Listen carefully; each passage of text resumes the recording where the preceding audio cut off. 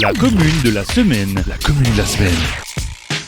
La commune de la semaine fait étape à Herbitsheim. Je suis en compagnie de Mélanie Waldener. Bonjour Mélanie. Bonjour. Mélanie, vous êtes pâtissière de formation, un métier d'ailleurs que vous exercez toujours, mais vous ne faites pas que des friandises et des douceurs pour les femmes et les hommes. Je crois que vous avez lancé une affaire originale il y a 2 ans. Vous pouvez nous en parler s'il vous plaît?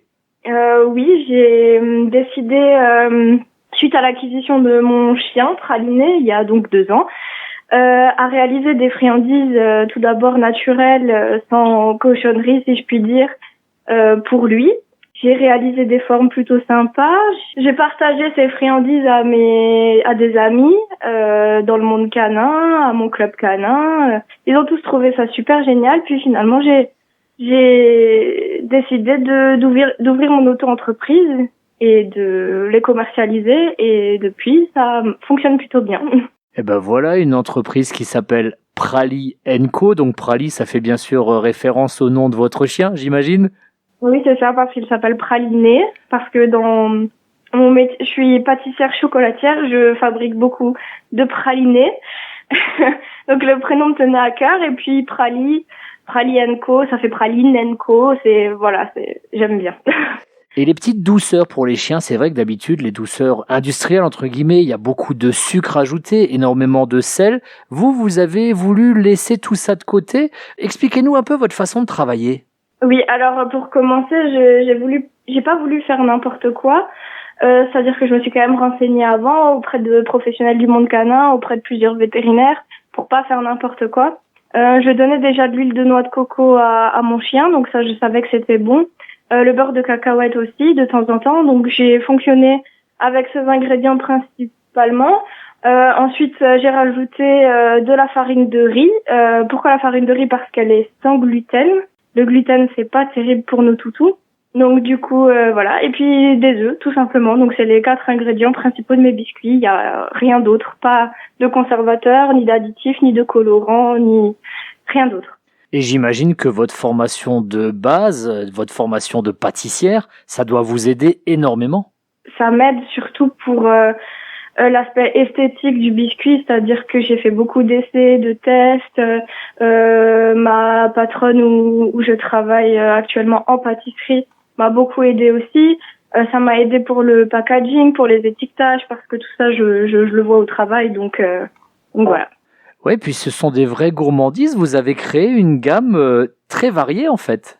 Oui, alors la recette reste principalement la même. Par contre, je diversifie énormément les formes parce que bien sûr, il y a des petits chiens, des grands chiens, des moyens chiens.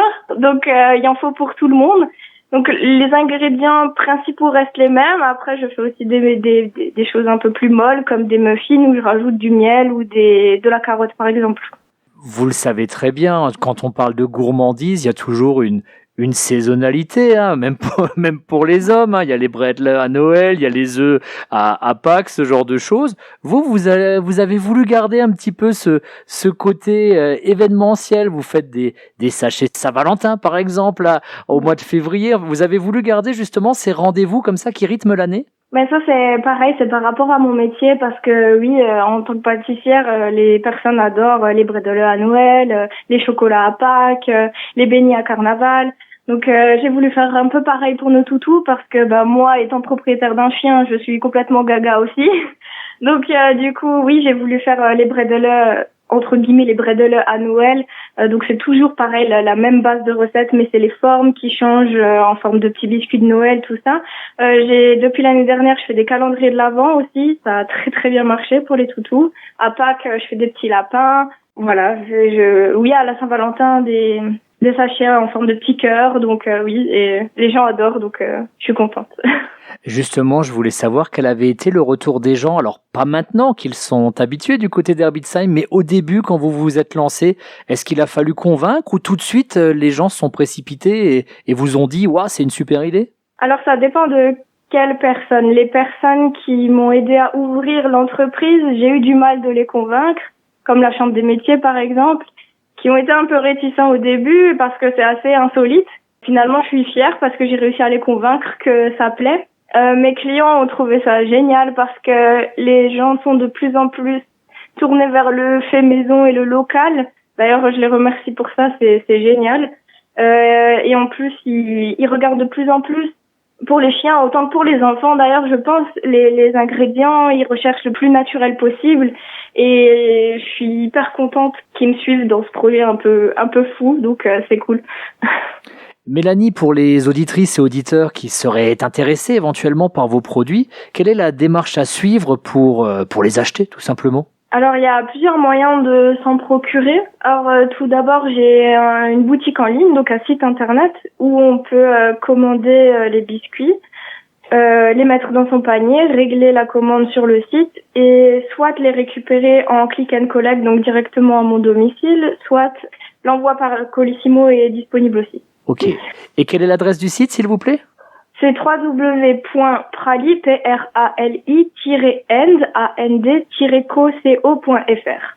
Ensuite, si les gens ont plusieurs questions ou alors veulent directement me passer commande ou me parler, il n'y a pas de souci via ma page Facebook, donc par Messenger. Donc la page Facebook, c'est Prali & Co, tout simplement. Ou par téléphone, donc le 06 78 50 48 08. Voilà. Et est-ce que vous avez des relais aussi pour vendre dans notre secteur ? Est-ce qu'il y a des boutiques ou des gens qui vendent vos produits ?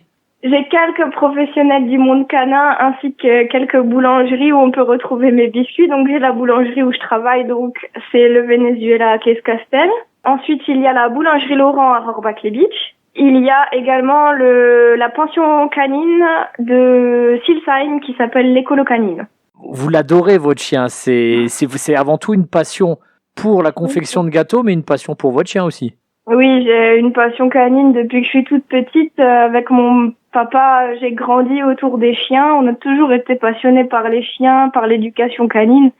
Et à partir du moment où j'ai pu avoir une bonne situation ainsi qu'une maison, un terrain, j'ai directement sauté le pas de prendre le mien et je regrette pas du tout.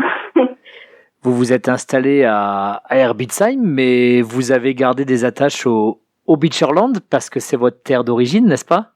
Oui, je suis originaire de Rohrbach-les-Beach.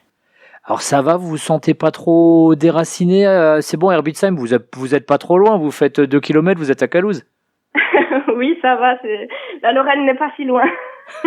D'accord, c'est bien, vous faites le trait d'union comme ça entre deux territoires voisins qui finalement se ressemblent pas mal. Oui.